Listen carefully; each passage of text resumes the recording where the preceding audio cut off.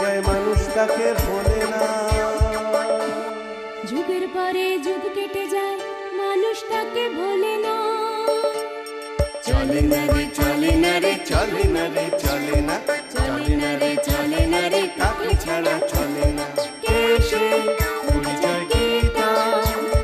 হাসির রাজা জ্ঞানের রাজা রসিক রাজা গোপাল ভাঁড়। হাসির রাজা জ্ঞানের রাজা রসিক রাজা গোপাল ভাঁড়। হাসির রাজা জ্ঞানের রাজা।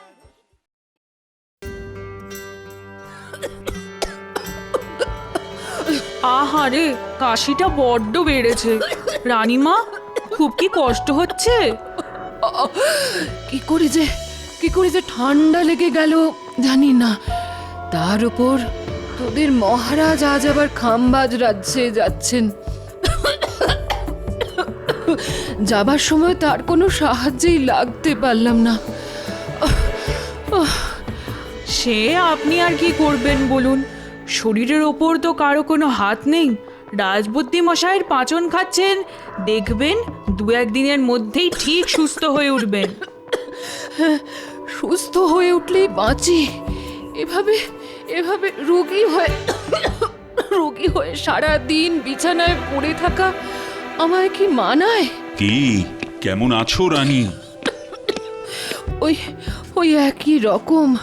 তোমাকে এই অবস্থায় রেখে যেতে কিছুতেই মন চাইছে না, কিন্তু কি করব বলো? অত বড় একটা আলোচনা সভায় স্বয়ং নবাব, তারপর বর্ধমানের রাজা উপস্থিত থাকবেন। আর তুমি তো জানো কিভাবে আমাদের এই বাংলাকে সোনার বাংলা তৈরি করা যায়। তাই নিয়ে অনেক পরিকল্পনা হবে। জানি তো, তাই তো বলছি, আমার জন্য কোনো চিন্তা করবেন না। ঘুরে এসে দেখবেন ঠিক সুস্থ হয়ে গেছি। সুস্থ হলেই মঙ্গল।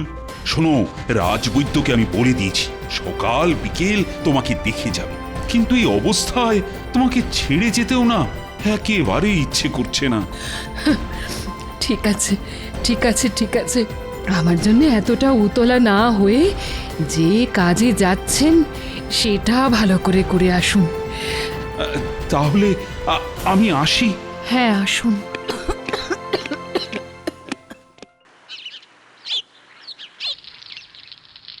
গিন্নি, গিন্নি, আরে দেখো দেখো, বাজার থেকে আজ কিরকম জ্যান্ত কই মাছ এনেছি। কই মাছ? আহা, খুব ভালো করেছো। কদিন ধরে আমার মনটা কেবল ওই কই মাছ করছিল গো। শোনো, তুমি ততক্ষণ রাধা শুরু করে দাও, আমি একবার চট করে রাজবাড়ি থেকে ঘুরে আসি। কেন? এই রাজবাড়ি কেন? মহারাজ তো কদিন হলো খামবাজ রাজ্যে গেছে না, তাই তো রাজসভা এখন না বন্ধ। না, রাজসভা না, আমি যাচ্ছি রানীমাকে একবার দেখে আসতে। গতকাল থেকে রানীমার কাশিটা নাকি খুব বেড়েছে গো। ও মা, সে কি কথা গো? না, তাহলে আর দেরি করো না, যাও চট করে ঘুরে এসো। হ্যাঁ,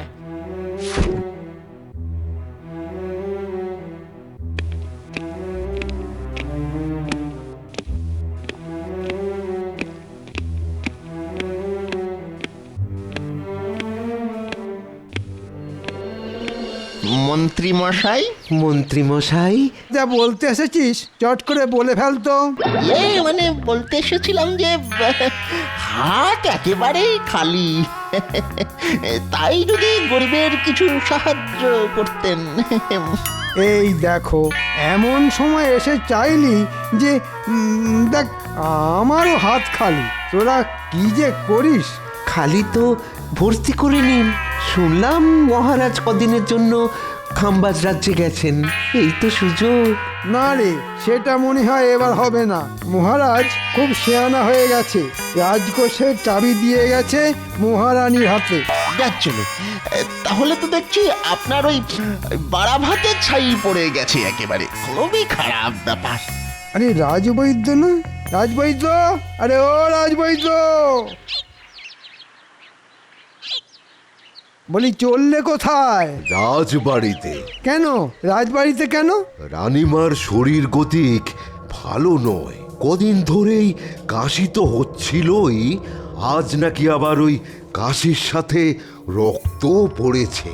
ও বাবা, এ তো খুব চিন্তার কথা। এদিকে মহারাজও কবে ফিরবেন তার ঠিক নেই। চলো, আমিও যাব তোমার সঙ্গে। তোরা এখন বাড়ি যা, আমি রাজবাড়ি থেকে ঘুরে আসি। সম্ভব হলে এই রাজকোষের চাবিটাও নিয়ে আসতে হবে। হ্যাঁ,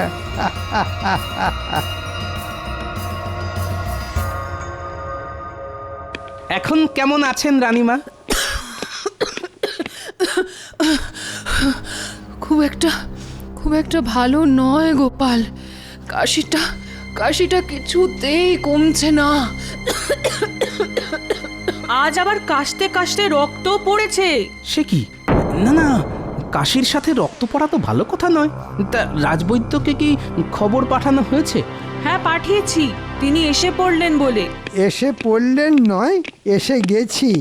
আপনি কোনো চিন্তা করবেন না রানীমা, রাজবৈদ্যকে একেবারে বাড়ি থেকে তুলে নিয়ে এসেছি। আমাকে আবার তুলে আনলো কখন? বরং বরং আমার কাছ থেকে তো সব কিছু শুনে নিজেই তো আমার পিছু পিছু চলে এলো। আরে, এমন ধ্যানমগ্ন হয়ে কি ভাবছো? হ্যাঁ, দেখো দেখো, তাড়াতাড়ি রানীমাকে দেখে রোগের উপশমের কিছু একটা ব্যবস্থা করো। হ্যাঁ হ্যাঁ হ্যাঁ, দেখছি দেখছি দেখছি। বড় করে হাঁ করুন তো দেখি। না না না না না না, তেমন ভয়ের কিছুই নেই। আসলে ওই কাশতে কাশতে গলার ভেতরটা মনে হচ্ছে ওই চিড়ে গেছে। হ্যাঁ হ্যাঁ, ওই তার থেকেই রক্তপাত। শোনো বৈদ্য, ভালো দেখে এমন ওষুধ দাও যাতে রানীমা তাড়াতাড়ি সুস্থ হয়ে ওঠেন। জানেন রানীমা, আপনার অসুখের চিন্তায় কাল সারা রাত আমি দু চোখের পাতা এক করতে পারিনি। বেটার ছেলে কিরকম গল্প বানাচ্ছে দেখো। আজ সকালে বাজারে দেখা হতে একবারও তো রানীমার কথা বললো না, উল্টে গুচ্ছের বাজার করে আমার নাকের উপর দিয়ে থলি দুলিয়ে বাড়ি চলে গেল। কাশিটা পুরোপুরি নির্মূল হতে আরো কটা দিন সময় লাগবে। মন্ত্রীমশাই, রাজকাজের কোনো অসুবিধে হচ্ছে না তো? না না, অসুবিধে আবার কোথায়? শুধু রাজকোষের চাবিটা যদি দিতেন। কেন, রাজকোষের চাবি দিয়ে আপনি আবার কি করবেন? দেখো গোপাল, যা বোঝো না তা নিয়ে কথা বলো না। বারে, বুঝবো না কেন? মহারাজ তো যাকে যা দেবার সবকিছু দিয়ে গেছেন। হ্যাঁ, তা অবশ্য দিয়ে গেছেন। তাই রাজকোষের চাবি না পেলেও রাজকাজ আটকাবে না, আর রাজবাড়ির হেসেলও বন্ধ হয়ে যাবে না। একটা পেট মোটা আমার সব মতলবে জল ঢেলে দিল। রানীমা, এসব রাজকাজের চিন্তা না করে আপনি একটু ঘুমোবার চেষ্টা করুন তো, দেখবেন ভালো করে ঘুমোলে সব ঠিক হয়ে যাবে। তুমি একেবারে ঠিক কথাই বলেছ গোপাল, ঘুমটাই এখন খুব দরকার। আমি তাহলে এখন আসছি রানীমা, বিকেলে আবার আসবো। বুঝলে গোপাল, মুখে তো বলে এলাম কাশতে কাশতে গলার ভেতরটা চিড়ে গেছে আর তার থেকেই রক্তপাত হচ্ছে। কিন্তু কিসের কিন্তু রাজবৈদ্য মশাই?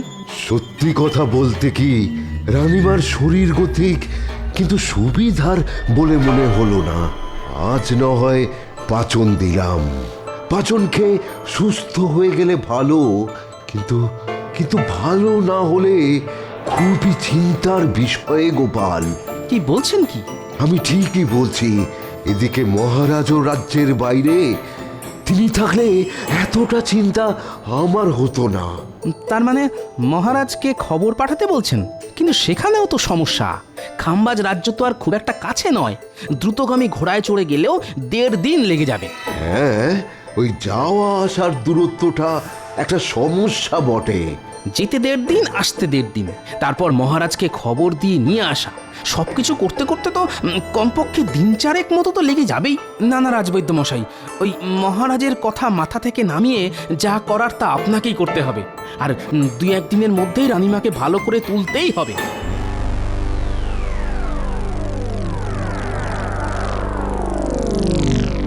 কি গো, পাতের উপর মাছ নিয়ে কি এত ভাবছো?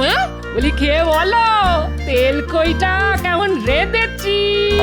হ্যাঁ হ্যাঁ হ্যাঁ, এই তো খাচ্ছি। না, আজ তো দেখছি তোমার মাথায় চিন্তামণি ভর করেছে। এই এই কি এত ভাবছো বলো তো? ভাবছি মানুষ দূরে কোথাও চলে গেলে বিপদে আপদে তাকে খবর পাঠাবার কোনো ব্যবস্থাই নেই আমাদের কাছে। হঠাৎ করে এই ভাবনা মাথায় এলো কেন?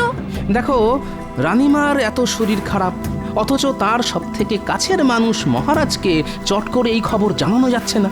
অথচ আমাদের কাছে সেই রকম যদি কোনো উপায় থাকতো তাহলে কত ভালো হতো বলো তো। এক লহমায় মহারাজ জেনে যেতেন। এই দেখো দেখো, এই উপায় যখন নেই তখন তা নিয়ে 7-5 ভেবে তো কোনো লাভ নেই। হ্যাঁ, এই ওসব কথা মাথা থেকে নামিয়ে ভালো করে খাও তো খাও, এই খাও খাও। কাল একবার বিজ্ঞানীর সঙ্গে এই নিয়ে কথা বলতে হবে।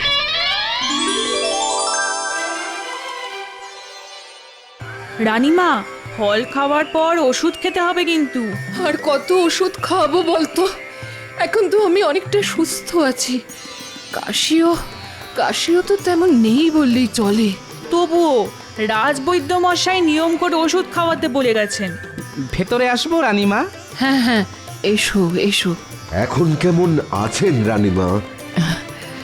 ভালো আছি বৈদ্যমশাই। সত্যি কথা বলতে কি, আপনি ধন্যন্তরী। আপনার ওষুধ যেন কথা বলল। যাক বাবা, ফাঁড়া কেটে গেল। এই কথা কেন বলছো গোপাল? বলছি কি আর সাধে, এদিকে আপনি গুরুতর অসুস্থ, ওদিকে মহারাজ শতেক যোজন দূরে। চিন্তায় তো আমাদের হাত পা পিঠের মধ্যে সেঁধিয়ে যাচ্ছিল। ওষুধটা কিন্তু নিয়মিত খাবেন, আর তেমন কিছু বুঝলে সঙ্গে সঙ্গে আমাকে খবর পাঠাবেন। এখন তাহলে আসি রানীমা। হ্যাঁ হ্যাঁ, আসুন আসুন।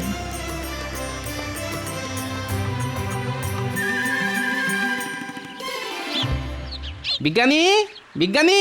গোপাল ডাকছে না? বিজ্ঞানী! দাঁড়াও দাঁড়াও, আসছি।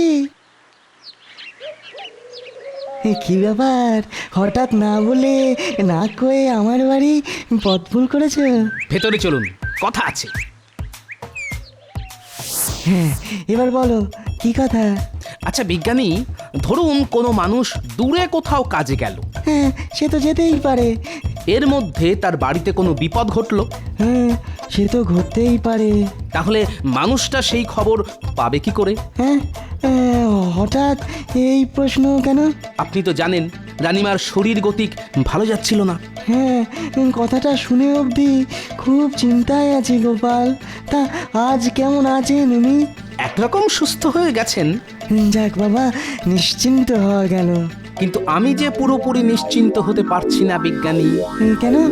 ধরুন রানীমার যদি বাড়াবাড়ি হতো, তাহলে তো সেই খবর মহারাজকে পাঠাতেই 1.5 দিন লেগে যেত। তারপর মহারাজের ফিরে আসা, সেও প্রায় 1.5 দিন। খুবই ন্যায্য কথা বলেছো গোপাল। একমাত্র ঘোড়া ছাড়া আমাদের কাছে না আছে কোনো দ্রুতগামী যান, না আছে খবর পাঠানোর কোনো ব্যবস্থা। দূরত্বের কাছে আমরা সত্যিই বড় অসহায় গোপাল। বিজ্ঞানী হয়েও আপনি এ কথা বলছেন? আচ্ছা, বিজ্ঞান কি এমন কোনো যন্ত্র আবিষ্কার করতে পারে না যা দিয়ে বিপদে আপদে দূরের লোকের সঙ্গে খুব তাড়াতাড়ি যোগাযোগ করা যায়?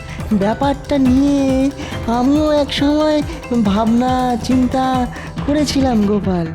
এক প্রান্ত থেকে অন্য প্রান্তে খবর পাঠানোর জন্যে কিছু পরীক্ষা নিরীক্ষাও করেছিলাম, কিন্তু পরে আর নানান কাজের চাপে সেটা আর বেশি দূরে গইনি। হ্যাঁ, এবার সব কাজ ফেলে ওটাকে নিয়ে ভাবনা চিন্তা শুরু করে দিন। একবার যদি ওটা আবিষ্কার করতে পারেন না, তাহলে দেখবেন আপনি জগৎ বিখ্যাত হয়ে যাবেন। বলছো? ঠিক আছে ঠিক আছে, কাল থেকেই না হয় শুরু করে দেবো, কেমন? কাল নয়, আজই, আজ থেকেই শুরু করে দিন। আজ থেকে? হ্যাঁ হ্যাঁ হ্যাঁ, আজ থেকেই। ঠিক আছে, তাই হবে গোপাল। না, আজ 2 দিন ধরে ঘরের দরজা বন্ধ করে বিজ্ঞানী যে কি করছে কে জানে। দোরগোড়ায় গিয়ে ডাকলেও সাড়া মিলছে না। যাকে কাল ভোর ভোর উঠে একবার ওর বাড়ি যেতে হবে।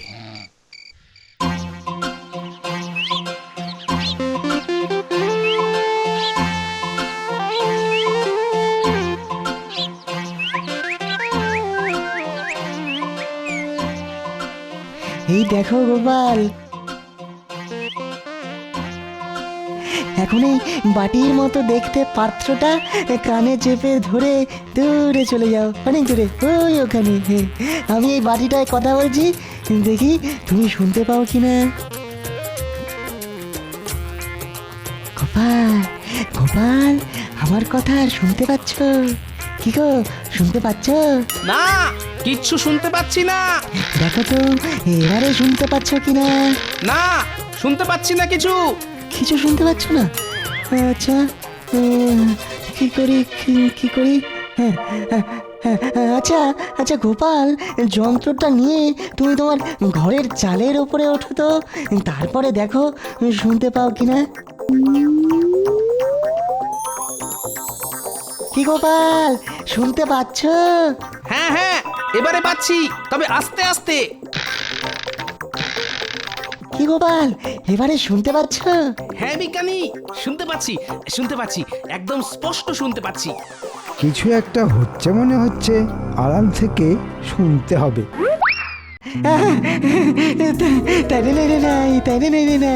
তার মানে আমার আবিষ্কার ঠিক পথে এগোচ্ছে, শুধু এটাকে আরো উন্নত করে তুলতে হবে। হ্যাঁ, তাই করুন বিজ্ঞানী। আর একবার যদি দূরের লোকের সঙ্গে কথা বলার যন্ত্র আবিষ্কার করে ফেলতে পারেন না, তাহলে দেখবেন সারা দুনিয়া আপনাকে কেমন মাথায় তুলে নাচবে। দূরের লোকের সঙ্গে কথা বলার যন্ত্র আবিষ্কার? ওরে বাবা, তাহলে তো ওটা হাতাতে হবে, তারপর সাহেবদের কাছে বিক্রি করে অনেক টাকা। রাজকোষের চাবি পায়নি তো কি হয়েছে, এবার এই যন্ত্র হাতিয়ে দ্বিগুণ কামিয়ে নেব।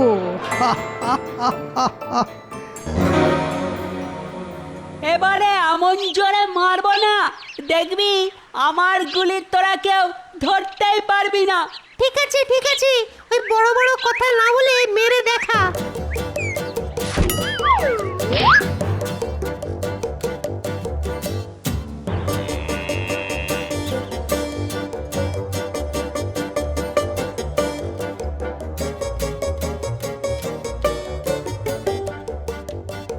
বুঝলি পুরি, এই মাঠটা না খুব সুন্দর, কাল থেকে আমরা রোজ এই মাঠেই খেলতে আসবো। কিন্তু একটাই মুশকিল বুঝলি, এই মাঠটা আমাদের বাড়ি থেকে অনেক দূর। আর কত দূর? মাত্র আধ ঘন্টার তো পথ। তাছাড়া আমাদের খেলার মাঠে তো গরু চড়ছে, ওটা মাঠ না গোয়াল ঘর বোঝাই যাবে না। যেদিকেই তাকাও গোবর আর গোবর। ঠিক আছে রে ন্যাপলা, কাল থেকে আমরা এই মাঠেই খেলতে আসবো। আরে আরে, মন্ত্রী মশাই এদিকেই আসছে না? তাই তো, এদিকে সাহেবদের বাড়ি ছাড়া তো আর কিছুই নেই। তাহলে হয়তো সাহেবদের সাথে দেখা করতে আসছে। চল লুকিয়ে পড়ি, তারপর দেখতে হবে সাহেবদের সঙ্গে মন্ত্রী মশাইয়ের কি দরকার।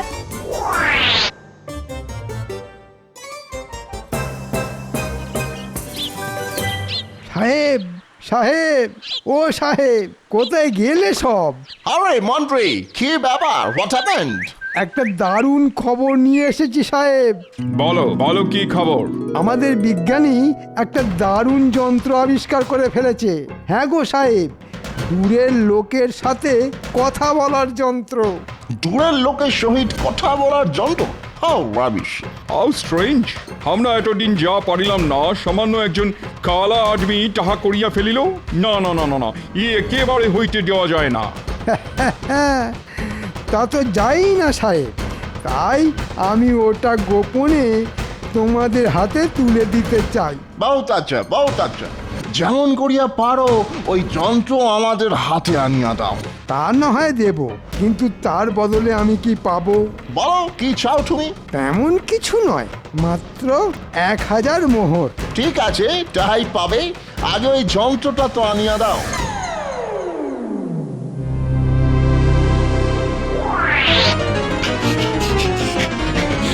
গোপাল দাদু, গোপাল দাদু! কিরে, কি হয়েছে? ঠিক আছে ঠিক আছে, তোরা যা, আমি এর ব্যবস্থা করছি।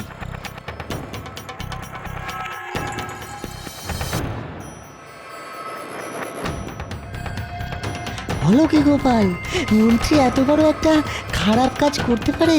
ও যে কি পারে আর কি পারে না সেটা একমাত্র ওই জানে, কিন্তু আমাদেরও এর একটা উপযুক্ত জবাব দিতে হবে। যন্ত্রটা লুকিয়ে ফেলতে বলছো? না না, লুকিয়ে ফেললে তো খেল খতম হয়ে যাবে। শুনুন, এমন কিছু একটা করুন যাতে বাক্সের হ্যান্ডেল ঘুরিয়ে যন্ত্র চালু করলেই দুম করে ফেটে যায়। খুব ভালো বলেছো গোপাল, এটাই হবে শটে শটাং সমাচারের। আমি বাক্সের ভেতরে বারুদ ভরে রাখবো। তাহলে বুঝতে পারলি তো কি করতে হবে? জলের মতো বুঝে গেছি। ওই বিজ্ঞানীর হাত পা বাঁধবো আর যন্ত্রটা হাতিয়ে এনে আপনাকে দেব।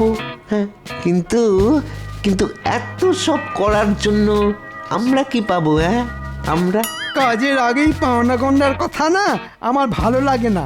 আগে কাজ করে এনে দেখা, তারপর তোদের পুষিয়ে দেব।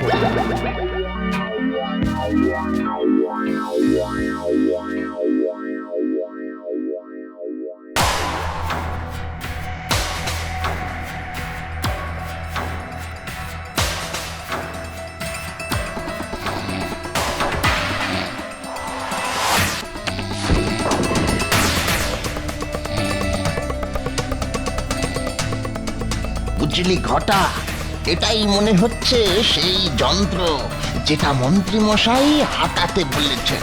তাহলে তাহলে চল এই যন্ত্রটা নিয়ে পালাই। হ্যাঁ, কিন্তু কিন্তু বিজ্ঞানীর হাত পা বাঁধতে হবে তোরে। দরকার নেই, ও বেটা ঘুমিয়ে একেবারে কাঁদা।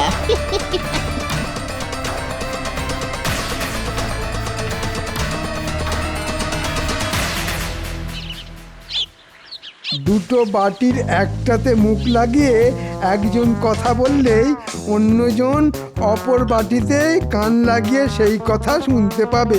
হ্যালো হ্যালো, শুনিতে পাইতেছো? Hello hello hello. No man no, কিছু শোনা যাইতেছে না।